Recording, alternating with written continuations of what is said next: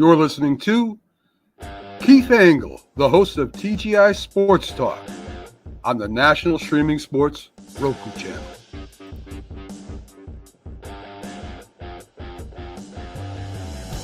Good afternoon, everybody. Keith Engle here for TGI Sports Talks MLB update. Hope everybody's doing well. We didn't get a chance to get on last week. Sorry about that. We traveled out to Mystic, Connecticut. Had a great weekend, but I just could not get logged in Friday to do a quick update with all the trades and whatnot. But we're going to get into them today. I want to welcome everybody watching today on TGI Sports Talks Facebook page, or my personal page, I guess, as well. Also the YouTube page, and we're live on Roku, the National Streaming Sports Network. Make sure you get that channel downloaded. If you got the Roku app or you got a Roku, I don't think there's Roku TVs, are there? I don't even know. But however you have it, get that channel downloaded. It's free, lots of content all day and all night. So lots of good stuff there. Quick shout out to Ralph Williams at RW Media. Ralph does some great stuff there in Pittsburgh, including the Sports Corner with Smokin' Jim Frazier every Tuesday from 4 to 6 p.m. Eastern, Facebook, YouTube, and the like. And just a couple quick shout outs I like to do to some of our most supportive groups. All the groups are supportive. I don't want to short trip to anybody, but the Bottom Line Sports and Flo. Flo had a birthday this past week. Happy birthday, Flo. Of course, John Gonzalez at the Sports Authorities, one of the best groups. These are all great groups, but John runs a great group. And America's favorite pastime, or America's pastime, I guess, the Love for Baseball, run by Greg Rawlings, who does a lot of really good stuff. Does some great giveaways, fun giveaways. Once a week he goes live. He's got his own podcast, which is audio only, I think, on Apple and Spotify and such. So check all that out. DDH, thumbs up. And my thanks to my special guest this morning on the 101 with Keith Engle, Mike Bass, former Washington Redskins. Yes, Redskins. Cornerback. He's a Redskins Hall of Famer. Really great player. Probably you best remember him if you remember him. Hopefully you do. If you're as old as me, you do. Follow sports. We're running back Gary Premians, Aaron Pass, and Super Bowl. What number was that? Super Bowl 7, maybe? The Dolphins' undefeated season. We talked about that today. He actually was friends with Garrow before that happened. It was very interesting. Check that out. Next week, Brian McRae, former Major League Baseball outfielder. Pretty good player for the Royals, for the Mets, for the Cubs, maybe the Blue Jays a little bit. Played for his dad when he first came up with the Royals. So we'll have a good chat with Brian next week. Without further ado, we're going to get into all the MLB trade deadline news and some other news around baseball as we go around the league. I bring in Drew Erhlich. Hello, Drew. Thanks for having me on again, Keith. Welcome. I hear myself echoing more, but that's fine. Hopefully you guys aren't hearing it too badly. We'll have to power through. Before we dive in, Drew, we'll kind of go around the league and look at the trades that teams made and who set themselves up best. Any overall thoughts? I mean, my overall thoughts were a little surprisingly, no huge names traded, but maybe it's not a surprise because of the cost. And when you only got 7 sellers and 30, or I can't do the math, 25 buyers, what's the math? Am I right? I want to pay. Well, there are 30 teams, so. Okay, 23 buyers. There you go. Well, listen, I go to Perth. I get within 5 of whatever I'm doing. That's an A. So I think I did good. Fair enough. What are your overall thoughts as we before we jump in here? I'm not surprised that some of the prices were really high. Everybody was saying that going in. It was a seller's market, obviously, with so few teams selling and so many buying. Plus, a lot of the people that they were looking at the big names, they're controllable. At deadline, it tends to be mostly guys that are going to be free agents, tend to be the biggest lot to go. So, in that regard, it wasn't a total surprise. It would have been nice, but it wasn't a total surprise. True. Who's with us right now? Dave Guyette up in Amsterdam. Good afternoon, Dave. Good to have you with us. Let's get started. We'll go. Listen, it's going to be interesting because I do think some teams help themselves, and some teams I don't. Relief pitchers always. It seems like every trade deadline now, relief pitchers get traded in just bunches, right? But and the same here. We'll start with the Orioles. The Orioles. A couple of guys they're probably hoping Jimenez could maybe have a rebound season. Not playing great right now. Zach Elton from am I saying that right? Elton or Eflin? Which one is it? Eflin. Could help. I mean, listen, he's our favorite term, I guess, right? Innings eater, which is good if you're pitching good. Most guys, have you ever noticed most guys described as inning eaters like have an ERA about 4.90 or something? All right, he's better than that, but the other one they picked up truly is an innings eater. I don't mean him, but yeah. Trevor Rogers I like a little bit. I think he's got some potential, but right now, is he going to help him now? Again, overall thoughts here. I don't think they did anything that's really going to help them keep pace with the Yankees. I'm not saying they won't, but I don't think anything here really made a difference. Well, Eflin's actually having a decent year, and he was even better last year. He's a little bit more than your typical innings eater, at least the way he's come back from Japan. But so that one's okay. Trevor Rogers has not been right since he was injured, and I think they way overpaid. I think Connor Norby was a way too big price to pay. Kyle Stowers, their outfielder, he's 26 already. They got enough outfielders. That's not an issue. Christian Pace, who was part of the Sir Anthony Dominguez deal, they just released. Right. So really it was just Sir Anthony Dominguez that they got out of that. Although later they got Soto from the Phillies again. These guys had one of my favorite deals. You know, they got Austin Slater to add to Eloy Jimenez, which, you know, they essentially got he and Livan Soto for a song. Basically a play to be named later or cash. So they got two players that, for whatever reason, they thought would help them. I don't agree, but for nothing. So I guess that's a good deal. Austin Hayes, they didn't need. I think he'll actually do very well. He's played quite where a he bit. is now. I think he's played quite a bit since he got to Philadelphia, right? Yeah, you know, the one thing you talk about innings eaters, the thing that gets me is platooning. I will look, particularly in our fantasy league, to see if someone has platoon splits. And a lot of times these guys aren't having platoon splits, but the managers bench them anyway if it's the same-handed pitcher. And it irritates the crap out of me because history says, based on the way he's hit them, he can hit them. And Austin Hayes is one of those guys, which is why he can play regularly. Yeah. But again, they had 1 million outfielders as prospects, so that's okay. The interesting thing is they really screwed Houston Kjerstad by picking up Jimenez and Slater because here's this guy with potential. They pick up two outfielders, and then they said, okay, we don't need you anymore. And they sent him back down to the minors, and he was doing well. So, you know, they're giving it essentially to Colton Cowser and saying, okay, do your thing. You've got no excuses. We'll see how that works out. They had holes. They filled holes, particularly with the starters. Is it going to work? Who knows? I guess I don't know if I'm surprised because I wouldn't have made this trade or traded this guy. Jackson Holliday was a rumor of a lot of trades, being in a lot of trades, but he would have been traded for one of the guys we said didn't get traded. There was talks of him going to the White Sox, talks of him going to maybe Toronto. Pretty much every major guy. I think they made a right move in not getting rid of him.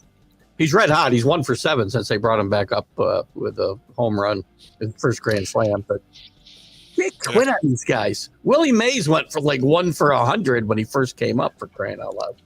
He's only 20. I'll tell you, listen, early in the year, if you were looking at the Baltimore Orioles groups, and they wanted this guy like hard and feathered. I'm like, he's 20 years old. Give him a break. Give up on him. I get it. Send him to the minors as they did. Let him get his feet under him, and then bring him back. And I think he'll be fine. And I still think he'll contribute this year myself. But we'll see. I have my doubts. I think the guy they're bringing up today or tomorrow, Kobe Mayo, is actually going to do better. Again, he's 24. He's got a history behind him. Yeah. You know, Holiday doesn't. He's only 20. Give the kid a break. That's what I say. Let's move on to the Yankees. The Yankees were fairly active. No big moves. The Jazz Chisholm trade he's a guy I like. I think a change of scenery will help him. He's had some issues with his teammates. He's had some issues staying healthy, but he's got tons of talent. He's versatile, and I think that Yankee clubhouse will be able to keep maybe some of his less desirable traits in check. We've already seen him help the Yankees. I wish we were having this conversation before he hit 4 home runs in 3 games, but because I would have felt this way either way. I think it's a good move for the Yankees. Next year, he may very well be playing second base and Gleyber be gone. Depends on what the Yankees do elsewhere. But he's going to play. We've seen him play third base, which he hasn't played very well, and very long or ever, I should say, that I'm aware of. And he's handled it pretty well. He's handled the bat well. And he adds a little energy to this team that can be, and a left-handed bat, by the way, in Yankee Stadium, and he's a pull hitter for the most part. I like this move a lot. I like the Mark Leiter Jr. Move a lot. I saw him pitch up here when he was with the Amsterdam Mohawks when he was in college. I like that move, and a couple of relievers here and there. They got Caleb Ferguson out of that bullpen, which I'm glad. I don't think they gave up much more than kind of middling prospects, even for Chisholm. So, thoughts on the Yankees? And I do think the Yankees helped themselves in their chase with the Orioles. Yeah, it was pretty much Chisholm and Leiter here. The bullpen was getting overtaxed because the Yankee starters have been floundering. So they needed Leiter. They've got Eniel De Los Santos. I don't expect him to be anything great. He's my equivalent of a reliever innings eater. You're not going to see him in what they call high leverage situations. But it's another arm to rest some people. The Jazz Chisholm one is, that's going to be one of those trades that time really has to tell. All of your comments are right on the mark. He has a history of attitude issues. He gets injured a lot. The potential has never been questioned, ever. Even with all those issues, it's never been questioned that he's got speed and he's got power. His plate discipline needs a little work. Needs to take a walk a little bit more. A lot more. But he does. If he's happy, he will add a ton of energy. Maybe too much in some cases, in which case they'll have to rein him in. But I given the way their infield has been doing, LeMahieu's weird game notwithstanding, with his 6 RBIs. Yeah. I think let's hope that's a sign of things to come. No, that's his whole season output. But I think the Chisholm deal was good. And one of the things that I looked at, because I did a spreadsheet of all the decisions and trades, is to see what number prospect. Because, anybody in their top 10 of a team's prospects, that's a pretty high, offer put in. The Yankees, the highest ranked one they had was 19 that they gave away. And again, the minors, it's not like if you give away some of your top 30 that nobody enters the top 30. You just fill them with more guys. So they didn't really give up a lot, I don't think, to get Chisholm and Leiter.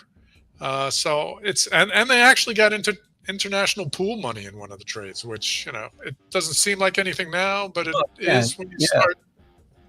Yeah. Yeah. So I think they did well. I do too. The Red Sox, they bring in a bunch of pitchers and a backup catcher. Jansen's had a good game the other night, actually, I think. To me, James Paxton. James Paxton. Again, teach your kids to be left-handed, young guys. Teach your kids to pitch left-handed. They'll pitch forever. They don't have to be any good. They'll make a lot of money. I'm not excited if I'm a Red Sox fan. No, they got some holes in the bullpen. They added Lucas Sims and Luis Garcia. I do like Lucas Sims. And and Garcia's actually been pretty good. Yeah, he's okay. He was the Angels closer for about a day after they traded Estevez. Right. But the Paxton, again, there is your quintessential innings eater. We need an arm. This guy has one. It happens to be left-handed. Let's go get him. Jansen, I've always liked. The problem is he gets injured a lot. He's got a great eye. He's a great leader. Another one of those free agents to be, which is why he didn't cost a lot. The Quinn Priester deal is actually for the future. That was a deal with the Pirates, and that may work. Boston did give up their number 6, so we'll see how that plays out. But otherwise, it's hole filling. I think they did well in the bullpen. I don't think they helped their starters. Agreed. Tampa, they move out Rosario, who they signed. I think they signed in the offseason, right? They bring in Dylan Carlson, which I guess is probably a low. He's making less than $1 million, I'm sure. Somebody with a little bit of potential, and that hasn't fulfilled it. I think he had a good half season with the Cardinals a few years back, when him and O'Neill and some other guys were playing really well. Had to bring up a bunch of bodies.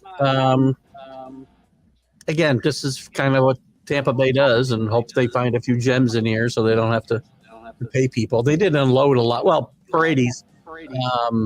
I was a little shocked when Paredes went to the Cubs, because the Cubs kind of stuck under the radar here with this move when the Yankees included were in the mix here. Thoughts on them? This was a fire sale I did not see coming. I knew they were going to get rid of some of their free agents to be. The Arozarena deal I didn't see coming. Jason Adden I didn't see coming. Paredes, he was discussed, but I guess they got what they wanted. They did manage to get one of San Diego's number 3, which is actually MLB ranked as number 76. And they also got San Diego's number 8 and 12. So, obviously they were trying to replenish the minors, and they may, again, you never know with prospects. Just because he's number 3 doesn't mean that he's going to be any good. It means that he's ranked that well and has done well, so he should be number 3. But who knows when he gets to the majors? Could be another Jackson Holiday for the first 2 years. But yeah, this was a fire sale I did not see coming. Well, they unloaded, I don't know, $8-9 million. A lot of salary, right? 10 million maybe, even with and guys they got to pay sooner or later. They're going to have to pay a Rosarina, So, and he was starting to come around too. So Seattle may have gotten a gift there potentially. They needed the bat. We'll talk about them a little bit later. Toronto certainly not trading for this year. That's for sure. They unload Turner, which is not surprise. Kikuchi goes, which I think that's a good trade for the Astros, by the way. At least an arm for the back of that rotation. Trevor Richards gone. Kinder Flop. IKF, let's say. He wasn't having a bad year. Goes to Pittsburgh, who obviously doesn't think they're out of it. Thoughts here? This was a fire sale we did see coming. Almost all of these guys are one-year contracts. They're going to be free agents. So these were all rumored. They happened. Nate Pearson was a little bit of a surprise, especially since he was a top prospect for them. Oh, Kiermaier I forgot about too. Yeah, Kiermaier went. Too. Yep. Well, okay. Just Oldfield, no hit. Yeah. $3.5 million payroll. So, right. They're gone anyway. So. Yeah. They interestingly did. They got one. They got a number 9 from Houston and a number 10 from Seattle. Everything else was higher. Joey Loperfido actually is a good get from Houston. I think he's going to be a starter in Toronto's outfield next year. The rest of it, who the hell knows? This was just a fire sale for the sake of a fire sale. I like the kid they got from the Dodgers for Kiermaier, actually. Yarborough, I think, has got a little bit of potential in the bullpen. But he's very inconsistent. Yeah. Very true. Let's move. Although I'll be honest, let me say this about the Kikuchi deal. Yeah. I think Houston got ripped off. You think so? I think they gave too much. What did they give? Kikuchi's a rental. A 9 and a 13.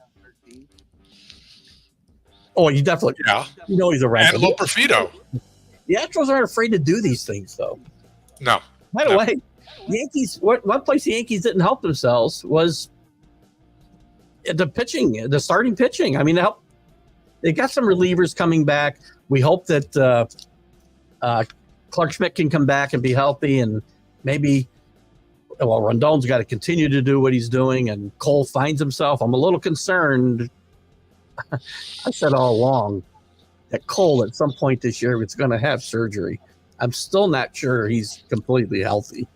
He got scratched the other night, and they haven't said a lot about it. So fatigue is overall body fatigue. It tells me. I don't want to tell you. I have overall body fatigue as well, and I report to work every day. Well, you're not throwing. JB, our resident Orioles fan, check out JB on the Back It Up Binge podcast on YouTube. Traded Turner during the Orioles game. He started first. Yeah, one at bat. He's on my fantasy team, and I'm like, what the hell? And then it says, NA, he was traded. You can't use him. I'm like, one at bat I got? Yeah, that was fun. Remember the year the Mets were trading Wilmer Flores during the game, then they didn't trade him? And he cried, yeah. Where are we going? We got to go to the Cleveland, formerly known as the Indians. Not a lot happening for a team in contention. They get? Well, they got Alex Cobb, who might help the back end of that bullpen. Lane Thomas, not having a great year necessarily, but has done some good things in Washington. And then Spencer Howard. They give up much. That's your area. I don't see they gave up much. I think I was surprised they didn't do a little bit more, but these are moves that if this team is good enough as it is, these are supplemental moves that I think it'll keep them at the top of the Central. Which will help in the playoffs. This fits their philosophy. They gave up a number 8, which is a little painful, but otherwise nothing else. Cobb again, another innings eater. They've had injuries in the rotation, so yeah.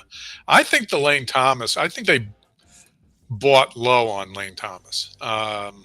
So far, he's demonstrated that's true. He's been hitting up a storm since they brought him in. How old is he? He's not that old yet either, right? 29, I think. There you go. I mean, he's still got a lot of years ahead of him.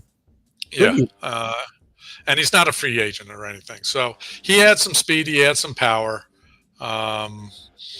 Still needs to take a walk, as a lot of these guys do.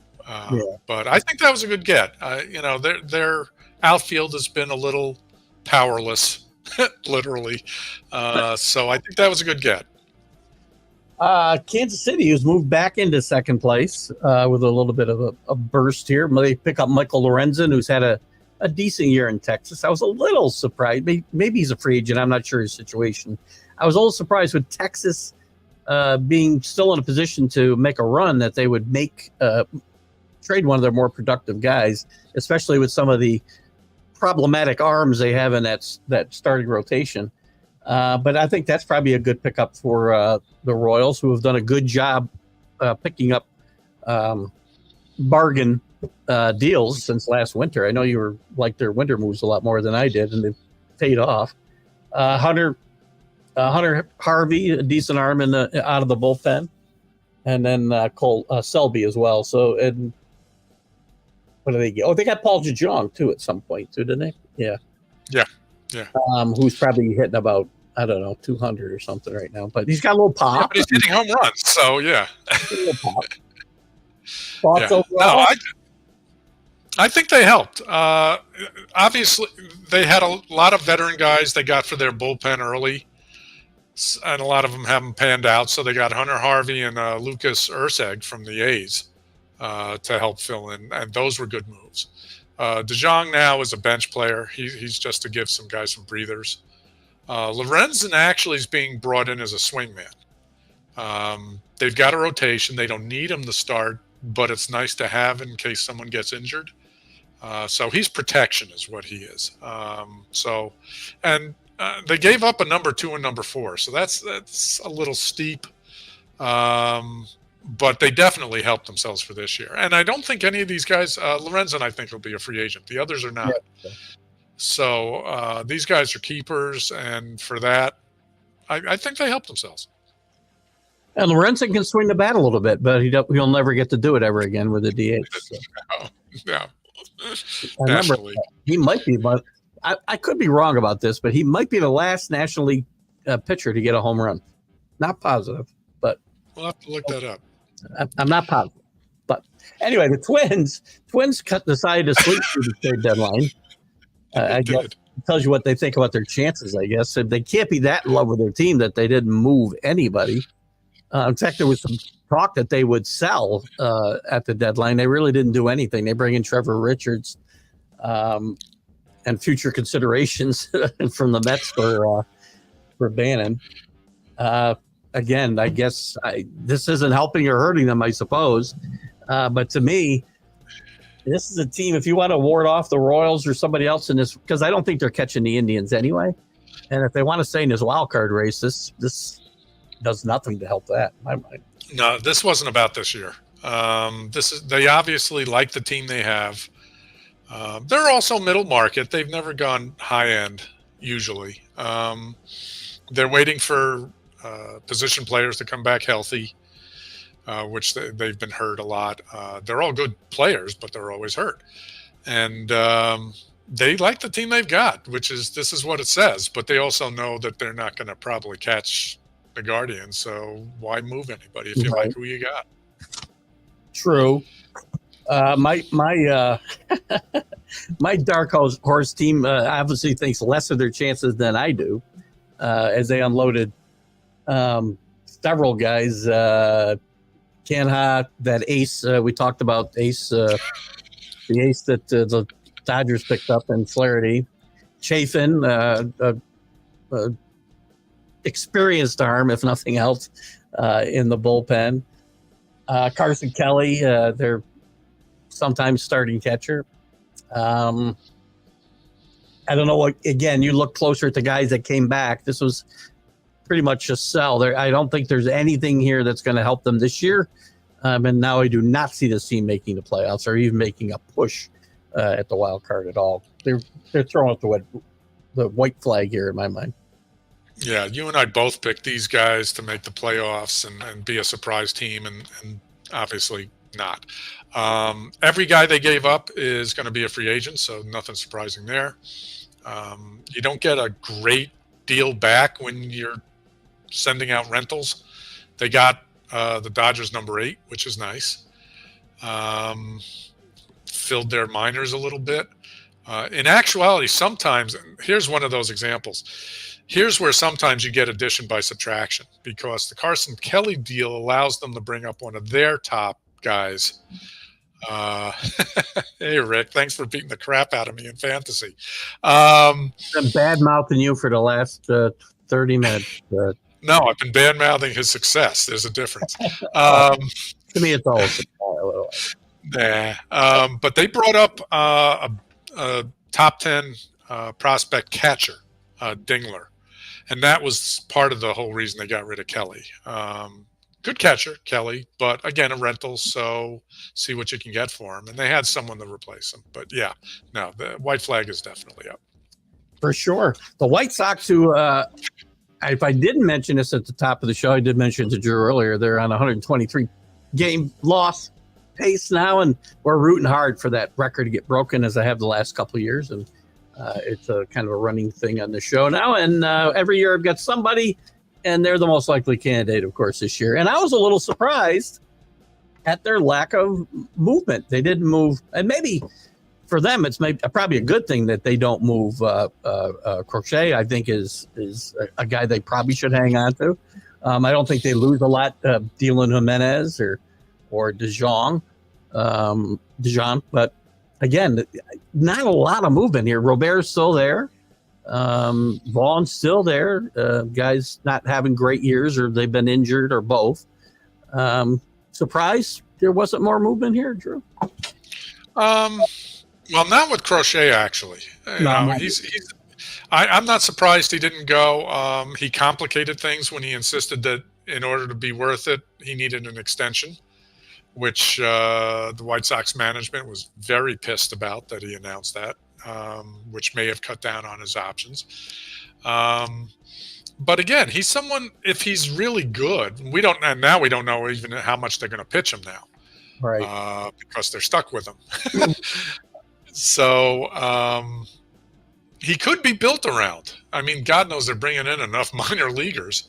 All of these guys, except for Jimenez, were going to be free agents. Jimenez has been so injured and underproductive based on what they're paying. That was not a surprise. They got Michael Vargas back from the Dodgers, who's another one of those guys with supposedly potential, top prospect, just hasn't proven it. This was a sell low on all these guys. They got some okay prospects. We'll see. I'm curious about Robert now. If they're going to build around Robert, they wait to the offseason and trade him. They're waiting till the offseason. Yeah, they were asking too much. Moving on to the West, the Astros, the resurgent Astros, but the West is kind of in like treading water pace right now. Everybody's kind of playing 500 baseball for a while. I think the Rangers are still six. Is it six back? I'm not sure if I made a note on that. Mariners and Astros tied for first. Rangers are 4.5 back. 4.5 back. Thank you. With a 477 percentage. So this is not a great. No, it's just not a good team. It's not a great division. I mean, listen, Houston's obviously got some experience if they can get themselves to the postseason, which I think they will. But not a lot to get excited. I do like Kikuchi, I guess, a little bit more than you do. Caleb Ferguson's not going to really set the world on fire unless the Astros got some kind of magic dragonfly. Magic dragonflies they can let loose in their bullpen. Who else did they pick up here? That's it. That's about all the moves the Astros made. So I think they'll win this division still. But again, nothing here to get really excited about if you're an Astros fan. No. I think they way overpaid on Kikuchi. They gave up their number 9, number 13, and Joey Loperfido, who was a top prospect for them. Now, let's be fair. They've gotten rid of most of their top prospects, particularly to the Mets last year for Verlander. Right. So, their top prospects are not necessarily of the same caliber of other teams' top prospects. But still, 9 and 13 means they valued them highly. And to give up Loperfido, who until this year was a prospect as well, that's pretty high for a rental. So they obviously felt that their starting staff was hurting badly. And they lost some international pool money too. Yeah. And but it's if they needed the arm, they got the arm. I don't think they helped themselves necessarily. And especially Verlander's coming back. Some of these guys are coming back. Yeah. I still like the Astros' chances here. Seattle knows that they need some injection here of energy, especially bats, and they're taking a shot at a couple. And Randy Rosarina has not had a great year, but he's been playing better recently. Justin Turner, they're probably hoping he can find the fountain of youth here. Who else did they bring in here? Who am I missing? Two relievers. And two relievers, right? Again, they were pretty aggressive, I think, last year, if I remember, at the trade deadline. And they did get rid of Ty France as well, who they designated for assignment. They at least got a body for him. But I think moving guys like Stanek to the Mets hurts this team more than helps them. I just feel like I don't know that the guy, the outfielder they acquired for him, is going to really help them now, where Stanek would have helped them now. But, well, the Stanek move, you got to remember, they knew they had two other deals in process. Get the other so they got Yimi Garcia from Toronto, which is a great get, and he's way better than Stanek. Yeah, Stanek walks everybody. That's a good point. So they knew that going in. So essentially, they upgraded, and they brought back JT Chargois, so who has a history of doing well when he's healthy. So they got two relievers, got rid of Stanek. I think that's a more than enough trade for them. Rosarena, they needed some power. They needed somebody that could hit. He has been hitting lately. Not going to be a free agent. So they improved. Did they improve enough? We'll see. Well, they certainly improved their time it takes to go around the bases and home runs with the Rosarena being on the paint for True. Texas, so we talked about, they do acquire Chaffin, as we said before.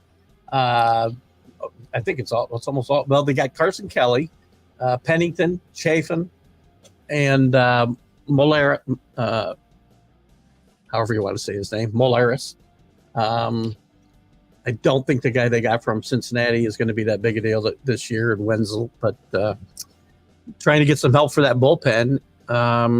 Again, I'm not really. Again, another team with a lot of guys coming back though, and I think that's probably what they're hanging their hat on here. A little bit of depth with Chaffin and Kelly specifically, maybe Pennington. But your thoughts?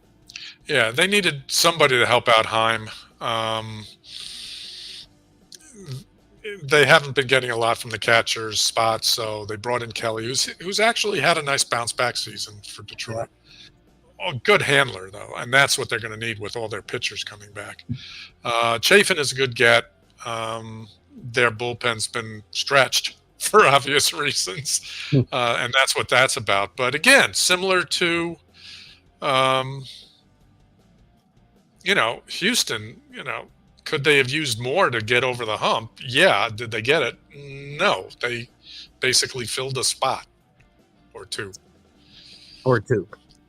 Yeah. Well, with catcher. But again, catcher's always platoon, so who cares? I still say no, they don't make the playoffs. Hello, Kenny, how are you? And he says, Baltimore guy now with the Mets, or Broad Auburn guy now with the Mets. Not sure who we're talking about there. Who did the Mets pick up that's from? Are they talking Gage? Oh, yeah. Is that who that? The lefty Matt from Gage. Siena. Yeah, Matt Gage. Yeah, they brought him up. Good catch there, Kenny. Going on to the Angels, they got a haul of young guys for Garcia. And, they got cash considerations. I'm sorry, they traded for Bauman and for cash considerations. And Estevez, they get two young pitchers for too. So yeah, the Angels, and by the way, Mike Trout out for the rest of the year in other Angel news. Not a shock there, and it's such a sad, Mike Trout is such a sad case to me that what could have been. And this is not, there's been a lot of guys who've wasted their careers away, like Strawberry and even Mantle to a certain extent, right? With the way they took care of themselves or didn't take care of themselves. And Trout's done all the right things, and his body just keeps betraying him, and it's unfortunate for him and for baseball fans, in my mind. I just had to throw that in there as we're talking about this. Thoughts on the Angels in general here? They're the two guys they got rid of. I think only one was going to be a free agent, so that sort of surprised me a little bit. But then again, if you stink, then what's the point of having good players? So they helped their minors, which they had decimated back when they were trying to give Trout a contender at the time last year, and so they're replenishing it. They may challenge the White Sox next year for the bottom, and I feel bad for Washington, but it is what it is. I'm surprised several of their guys were not traded, to tell you the truth. Yeah, this is a bad spot for a long time baseball, a baseball lifer in Washington, who I think deserves better, as you say. It's unfortunate, but yeah, people were thinking Ward, Rengifo were going to go, and they didn't, which is surprising. A little surprising too that the A's don't move a lot of guys. Mason Miller stays, which I'm not shocked at. I've heard everything I heard was pointing to the fact that they weren't going to trade him unless they were just blown away. And they move only early on. They moved J.D. Davis, which is probably more. Thank you for that, by the way, Ace. Cade Morris and Luis, whatever. Urseg. You can Lucas, help. Yeah. What did I say? Well, I'm sorry, Lucas Urseg. Actually, right. He's one of those things where you look at the ERA and you go, oh, this guy's no good. But if you look at his other peripherals, his rates, his K per nine, his walks per nine, his hits per nine, he's actually a very good pitcher, which is why they got a decent haul for him from KC. They got KC's number 4 prospect. So, and Blackburn is, Blackburn I missed, right? I read that one backwards. The Mets get Blackburn. He's got, right. That's not a bad move for the Mets, I don't think. No, not for the Mets. No, and actually, it's a good move for the A's. I mean, where are they going to go? Yeah. The thing here is that the A's actually are not the doormats that everyone expected them to be, and they held on to some of the guys. Everyone was talking Rooker. No, they're not getting rid of Rooker. You can build around him. They control him for 3 years. Why would you get rid of a guy that's powering your lineup? Last place, 20 games under 500, does kind of spell doormat to me, though. But they won't be next year. No. Even in Sacramento. This is what they're aiming for. They're obviously not aiming for this year. But they like the core that they have, and it's not a bad core. They've got a lot of good rookies, young people. They want to be entertaining for those 8,000 people that can come and see them for the next 4 years. Got to put those young stars out. Carlos is with us today. Hello, Carlos. How are you? Unfortunately, Carlos, they have no choice but to start Nestor because there's nobody else to start, by the way. So didn't get anybody. You can't just move. I mean, by the way, they were talking about trading Nestor all this week, and it didn't happen. Or all last week, I should say. It didn't happen. I don't think it's got anything to do. Nestor is just Nestor. It doesn't matter if he pitches in relief or as a starter. He's just, again, I think the league has probably figured him out a little bit. All that herky-jerky stuff that a lot of major leaguers, veteran major leaguers, retired major leaguers think is pretty bush league. And I'm getting a little tired of watching it myself, to be honest with you, because it's not having the results. Teams are figuring him out. That's all it is. Doesn't matter where he pitches. So he can pitch 4 innings. Can he? Good. You have to start him right now, Carlos. There's no, and I'm not going to get into a long debate with you here. That show was in the past, but they can't. They have to have starters. There's nobody else to start. Phillies. Let's go to the Phillies. Lost my little tracker here. Here we go. Pretty active the Phillies were actually. Who did we like we already talked about Hayes, who I think is going to be a positive addition for them. Estevez may replace Alvarado, or is that how I got him? I should be able to say his name. No, they still have Alvarado. He's replacing Soto. I think. Oh, yeah, it's. But you might see Estevez do some of the closing here, I think, as well. Because Alvarado's been kind of up and down. I like the Tyler Banks acquisition. I think is a positive for their bullpen as well.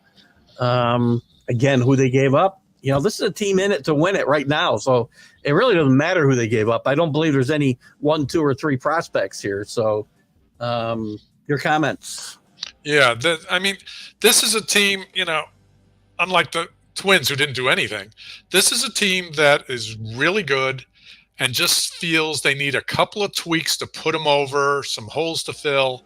The bullpen, Sir Anthony Dominguez and Gregory Soto, could they have great games? Yes, but most of the time they walked the bases loaded and were an adventure on the mound. You're not going to get that with Estevez and Banks. They got quality relievers to replace both of those guys. Yeah. Hayes, their outfield is their weak spot, both fielding-wise and to some degree hitting-wise. Hayes will take care of that.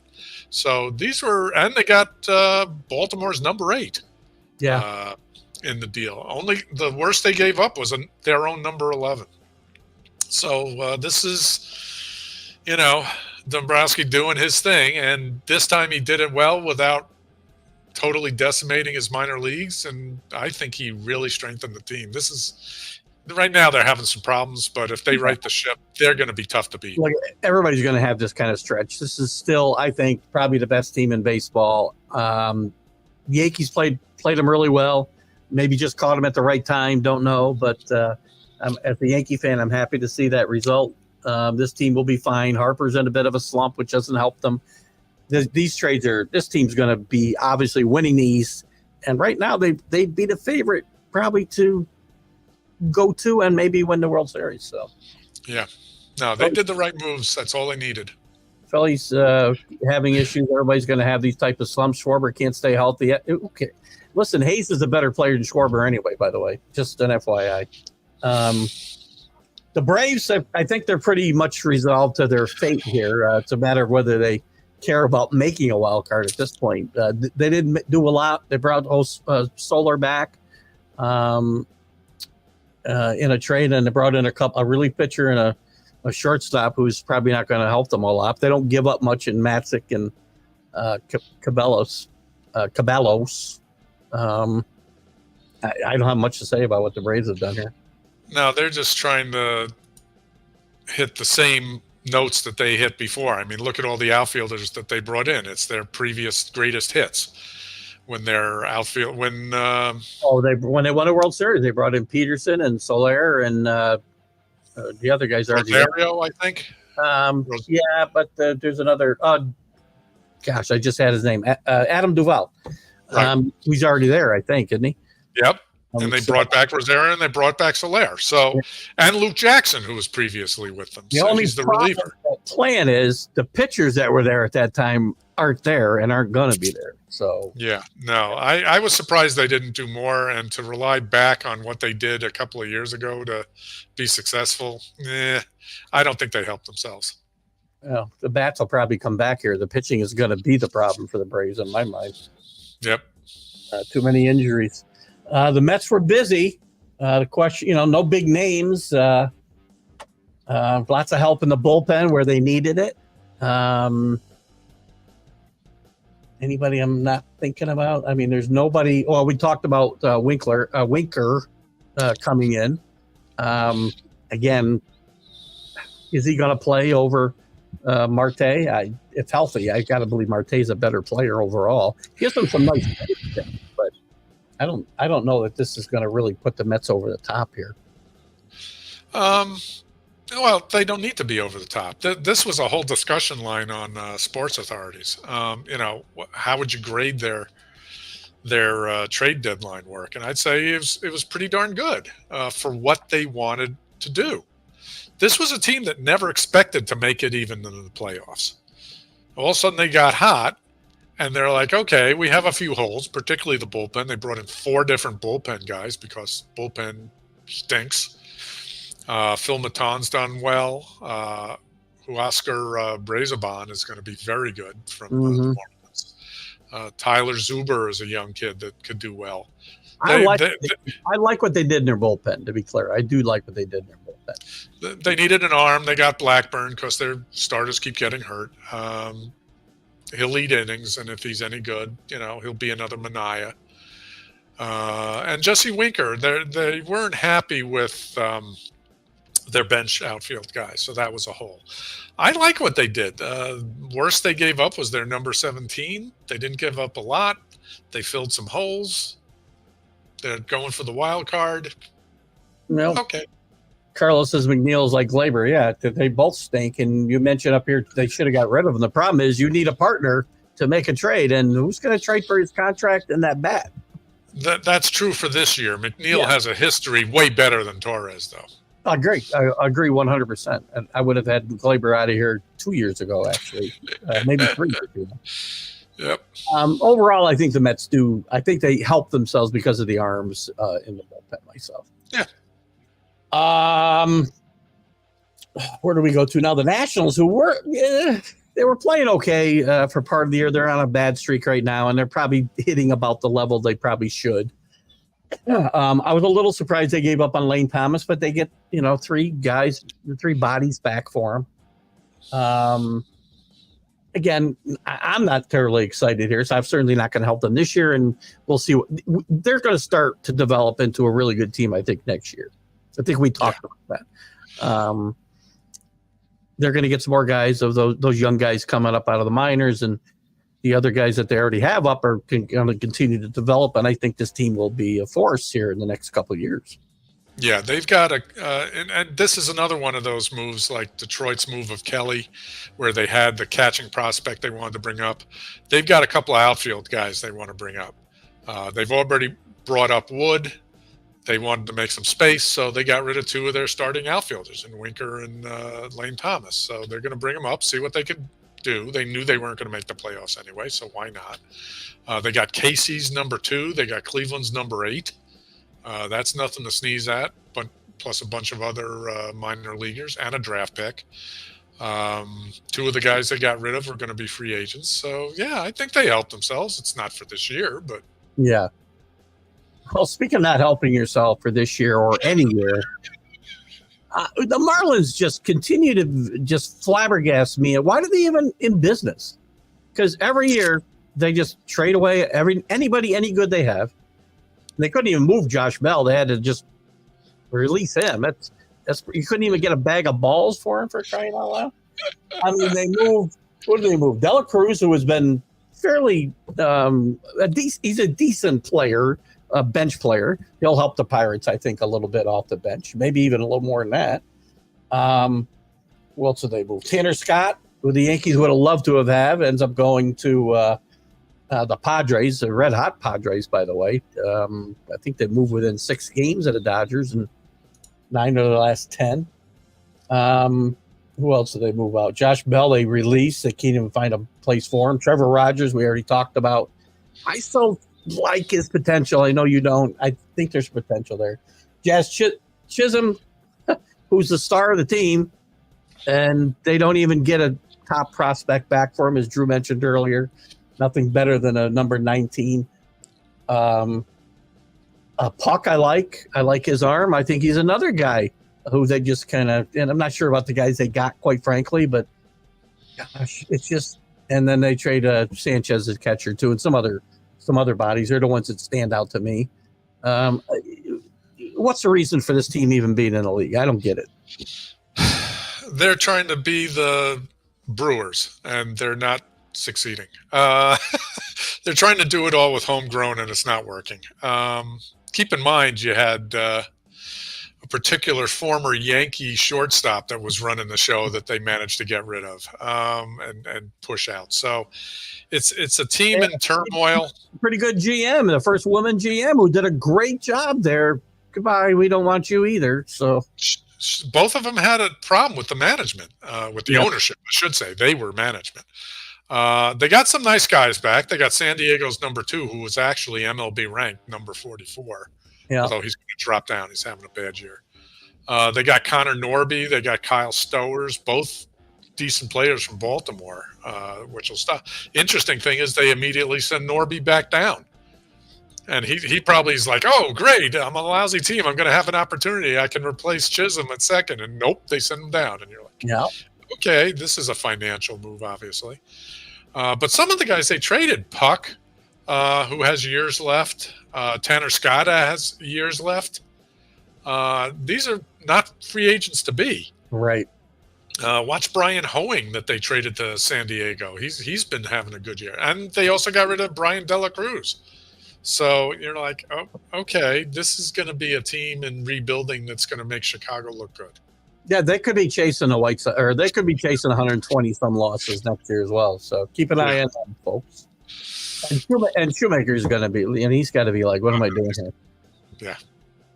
Sort of like Washington. I think he's a pretty good manager too, and I think if he gets a chance to bolt, he will. And maybe they probably won't care because they'll bring in some guy and pay him $200,000 or something to manage that team. Right? Moving to the Central, the Brewers, who unlike previous years have really needed bats, went all in on pitchers, but the quality will remain to be seen. Frankie Montas, we know his problems he had here with the Yankees. Has had a couple of moments with the Reds this year. I'm not sure overall that he's back to where he was, but Mears has had some success out of the bullpen. Shook, Saval, who they got earlier on in this trading cycle, could help them maybe out of the bullpen and the rotation. I'm sure where they'll use him yet. And Dallas Keuchel. I'm sorry, I know I said his name wrong. How do you say his name, Drew? Keuchel, and he's been released. Did they release him already? Okay. Oh, yeah. He was awful.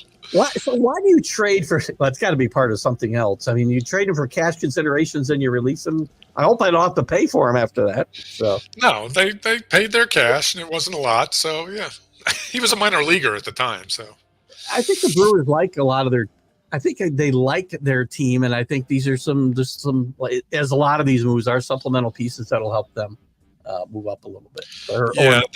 This was another thing that showed up on Sports Authority. So, like, why didn't they get a better arm? All they did was get Nick Mears as a relief pitcher and Montas. And I'm like, Montas is the classic innings eater. Their bullpen has been overextended because of the problems they've had with starters. So they wanted the bullpen arm to get some relief. They got this starter who's going to eat some innings, and therefore they don't need him. Don't forget they got Devin Williams back already.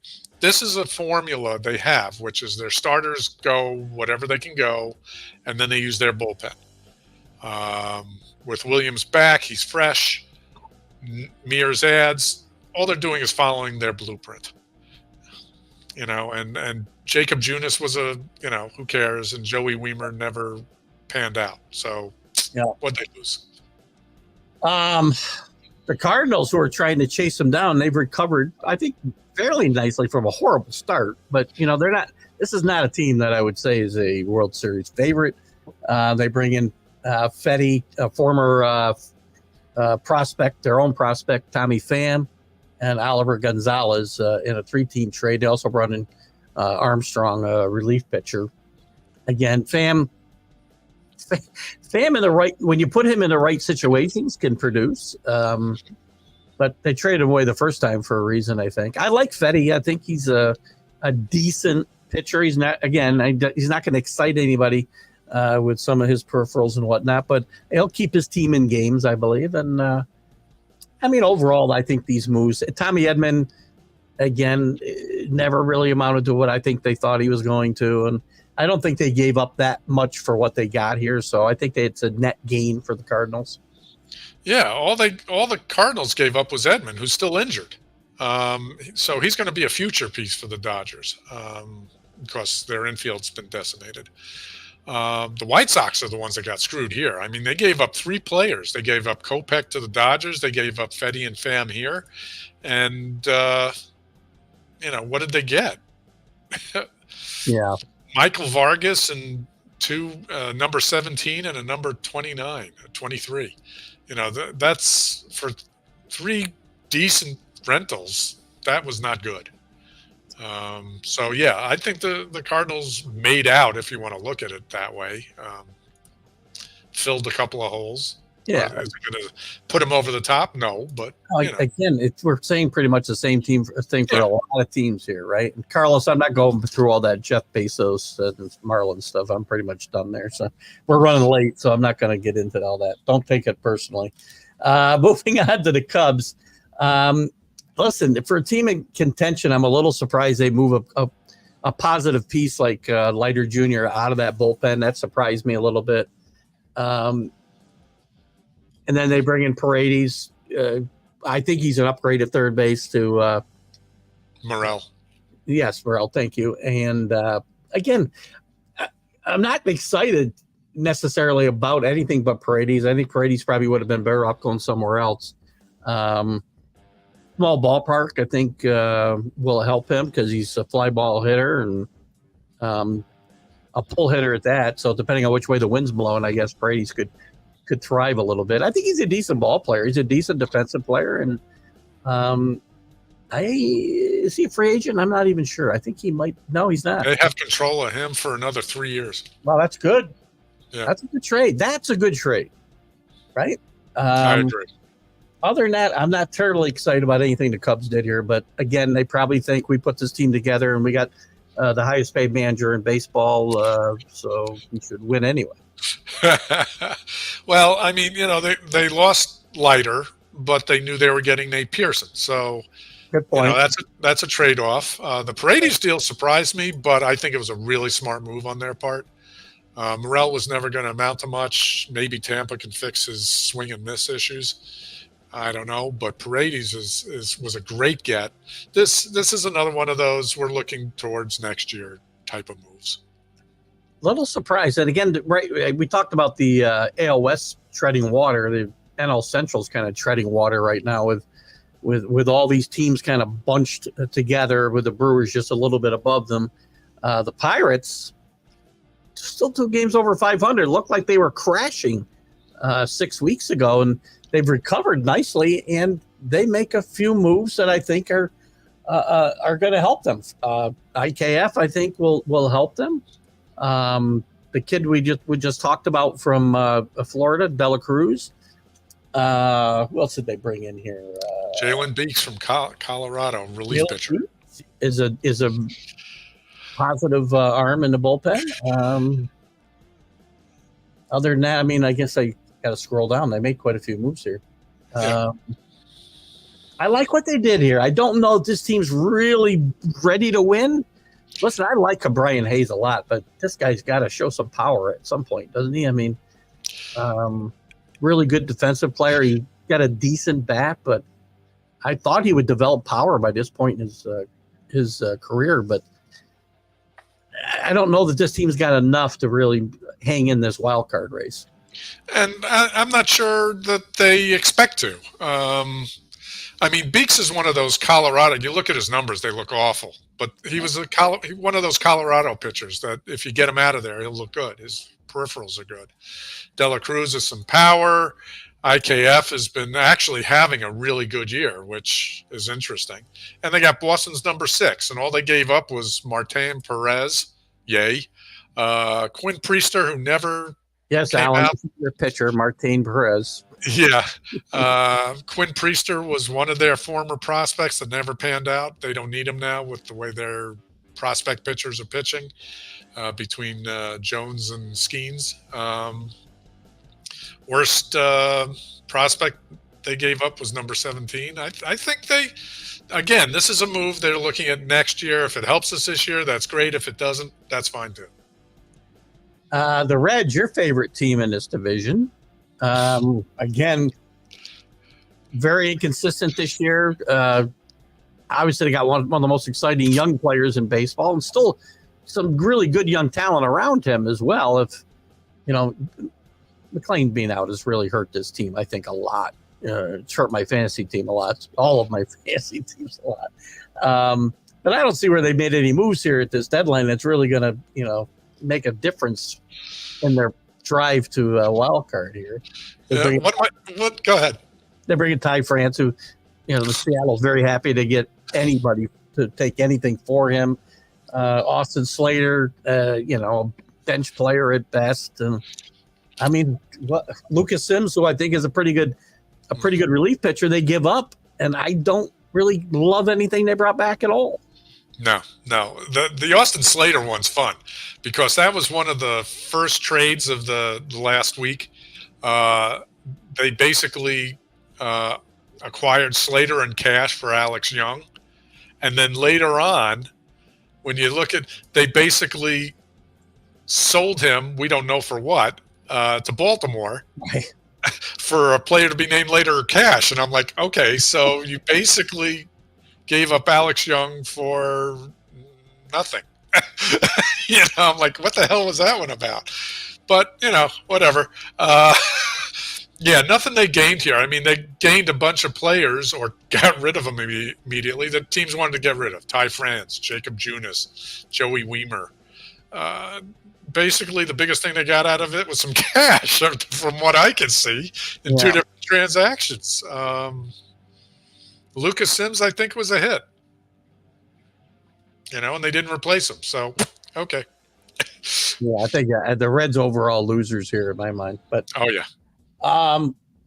The Dodgers were busy acquiring a bunch of shortstops in Edman and Rosario. They do trade Matt Gage to the Mets, as we talked about before, and he's, I believe, on a major league roster, according to what Drew said earlier. Yeah, they just brought him up. They did. I think it's a huge win for them to get a body for James Paxton, myself. I don't even know if Bolivar's any good, but it's another shortstop. Listen, I mean, Edman and Rosario will probably help them. He's probably the guy who's going to help most of the moves that I've seen here, at least in the short term. Are they a better team than they were 2 weeks ago? I'm not sure about that. Yeah, they are. I mean, first of all, again, Edman he's for next year. He's injured right now. You're right. Shortstop has been a mess for them this year, so he's some insurance for later. Rosario, who they traded for last year at this time, well, they did it again, and he's back to help him out. Kiermaier's defense. Kopech is just some arm they'll throw in the bullpen. He hasn't been good. The big get here was Flaherty. As insurance. Yeah, I'm sorry, I left Flaherty out. My bad. You're right. He was the big get, and they need him because they still don't know what their pitching is going to look like. They don't know about Yamamoto. They don't know about Buehler. They don't know about Kershaw. So Flaherty's the insurance policy. He's only for this year unless they re-sign him. They didn't give up a lot. Vargas, Yarbrough, Paxton. He gave up a number 8. That's a little painful, but otherwise they didn't give up a lot to fill some holes. So, doesn't hurt them. I think they'll still win the division. The Padres are playing well right now. Will likely be a wild card, but I don't see them catching them. Speaking of Padres, they do make a move to get Tanner Scott, which I think was the biggest move for them in this cycle. Them and a bunch of other bodies. Who'd they move out? Anybody of consequence? Nothing that's going to hurt them for this year. So I like the move of getting Tanner Scott. I think that helps them come the postseason. Again, I don't see them catching the Dodgers, but I see this helping them solidify their wild card chances and help them maybe win a series in the postseason. Well, Jason Adam was a get too. Basically, what they wanted to do was beef up their bullpen, which pretty much everybody now is saying they have the best bullpen in baseball, and they might. Adding Jason Adam and Tanner Scott were great gets. I think they overpaid for Tanner Scott, especially since he's a rental. They gave up their number 2, their number 3, and their number 5, I think. Their number 4 was also given up to get Jason Adam. So I think they overpaid, but that's typical Preller. I mean, that's what he does as a GM. He's the new age Dombrowski. But their bullpen is phenomenal. And Hoeing, no one talks about Brian Hoeing, but he's got great numbers who they got from Miami, along with Tanner Scott. And he is not a free agent, and neither was Jason Adam. Jason Adam, they're going to have controlled. So they decimated their minors badly, but that's Preller. He's going for it now, and it's a great bullpen. And they're on this run with a ton of injuries that are starting pitching too, by the way. So, that's why they want the bullpen. We'll see a lot of bullpen games out of this team going forward. We'll see. Yep. Moving on, I guess we'll go to I guess we got to go to the Diamondbacks now. Oops, wrong team there. not terribly, not a lot of moves. They do pick up Josh Bell for. It's funny. Now your sound's starting to go as we start to close out. Let me see if I can do something here real quick. So close. I know. How about now? I think we're all right. Well, now I've muted you all together. That's the best part of the show so far. Can't hear him at all. How about now? All right. So now I've muted Drew altogether. Can you speak now? I don't know what I did, Drew. I took you out altogether. Let me take you out and put you back in. What happened here? At least I put everything back the way that it was. Keep talking, Drew. Say hi. Hi.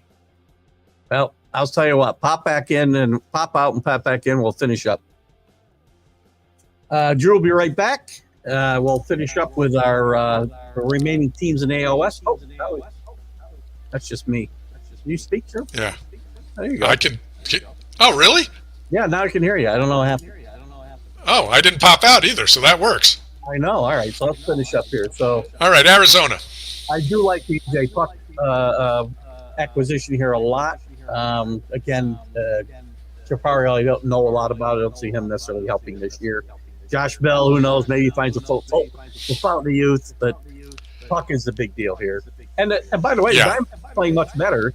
3 games, I think, over 500 now. I think might be their high water mark of the year. And, they got hot in the second half last year. Let's see if they can do that again. Thoughts? Yeah, they're waiting for their outfielders to suddenly be what they were last year. McCarthy is obliging. Their rookie of the year is finally coming back a little bit. Puck is controllable. He's one of those failed starters. They've tried him a number of times to start. He just can't. But once he became a reliever in Oakland and then in Miami, he's really good. Josh Bell was because Walker was injured, so that was just insurance for Walker. And they picked up Dylan Floro, who's not terrible. So they strengthened their bullpen, which they thought was a weakness. Didn't give up an awful lot of number 14 minor leaguers, some cash. So they weren't huge moves, but they were important moves. I think this team makes a little move here in the second half. And, maybe in the wild card. We'll see.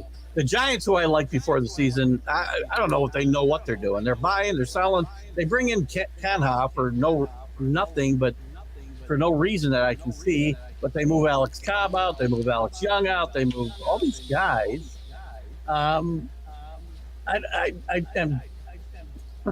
Solar's gone, but you bring in Canha for what? For Eric Silva? I mean, what's the point here? I don't get it. What are the Giants?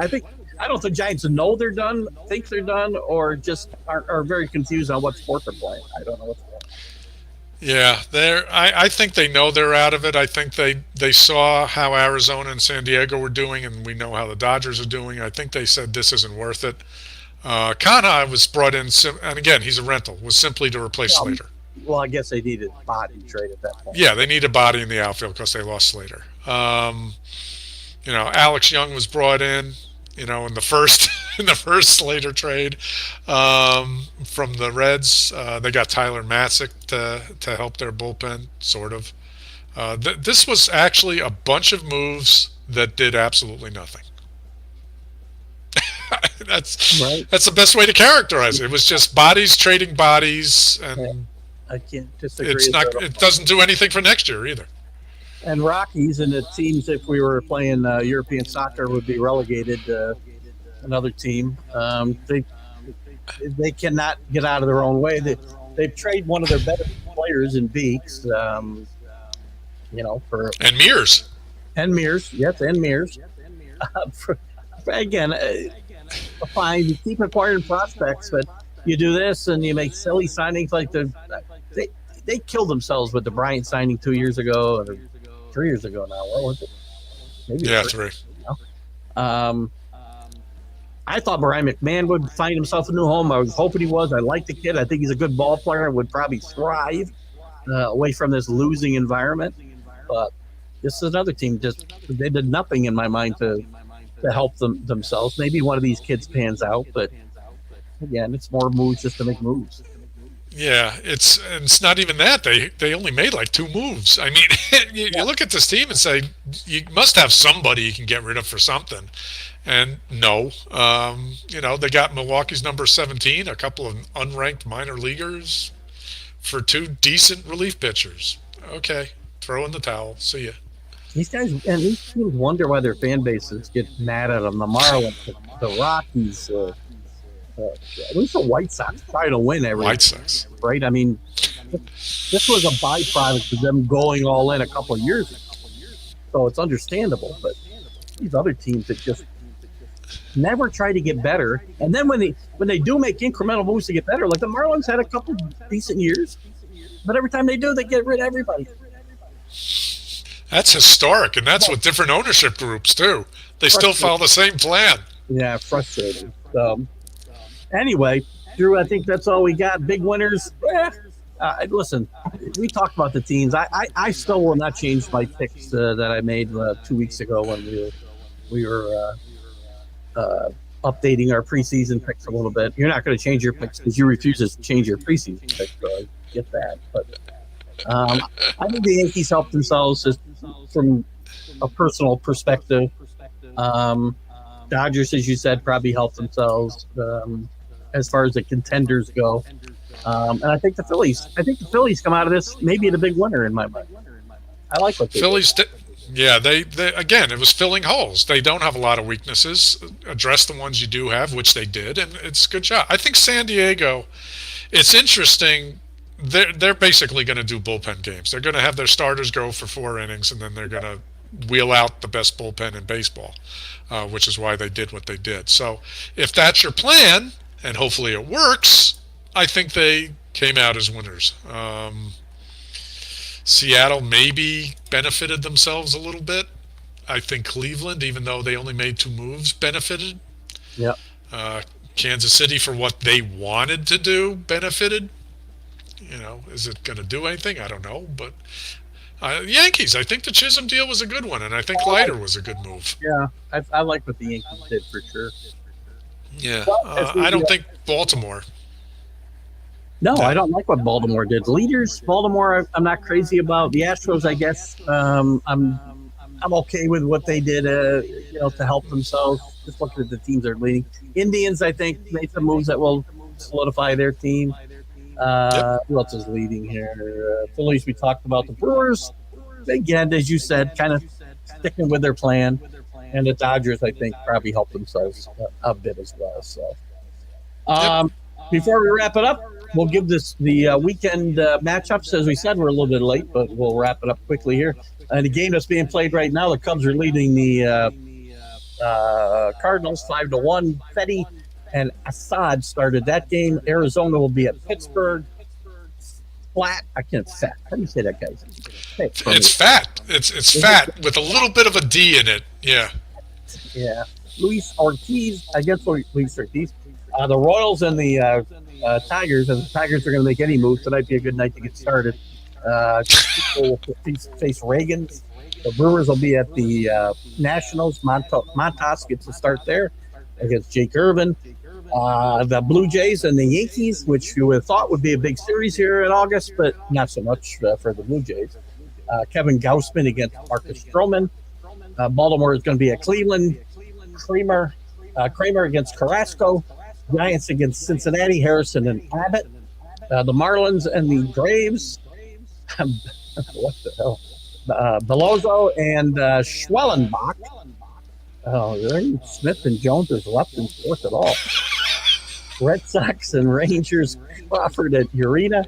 White Sox at the Twins. Martin and Ryan. Tampa Bay at Houston.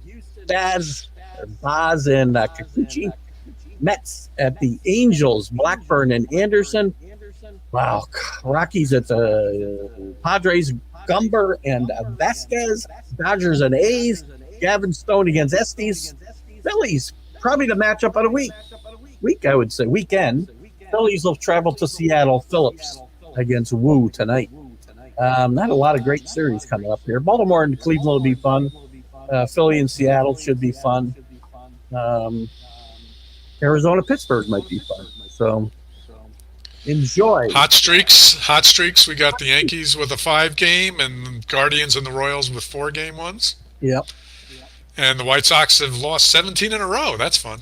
15 straight for the White Sox, on a pace to lose 123 games as we speak. I had some teams going the other way too. Diamondbacks actually have won a couple games, 7-3 in their last 10, moving themselves into position here a little bit. Tigers have lost 4 in a row, probably taking themselves right out of things. The rest of the teams are kind of just playing baseball. So, Drew, thanks. A lot of mediocrity. Thanks for joining me today to recoup or review. Recap. Recoup. Keep talking. Take 3. Guys, I got no music playing. What's going on here? It was there a second ago. Yeah, I got nothing. Anyway, I guess we'll wrap it up with no music tonight. Guys, I appreciate you tuning in, catching up with us. All the important trades, the important and the unimportant trades, I should say. We'll be here to trace everything down the wire here as we hit the dog days of summer are here officially in Major League Baseball, and we're going to have some fun races to at least the wild cards, if not the division races, and we'll be here through the playoffs as well. Actually, we'll be here through the entire year because we don't take any time off in the show. So, Drew, thanks again for joining me. Guys, we'll see you Sunday with the Stream of Consciousness, and you'll catch me with Mac and Jack and the big football show before that. And we'll see you Sunday, guys. Have a great weekend. See you later. Bye-bye. Thanks. You're listening to Keith Engle, the host of TGI Sports Talk on the National Streaming Sports Roku channel.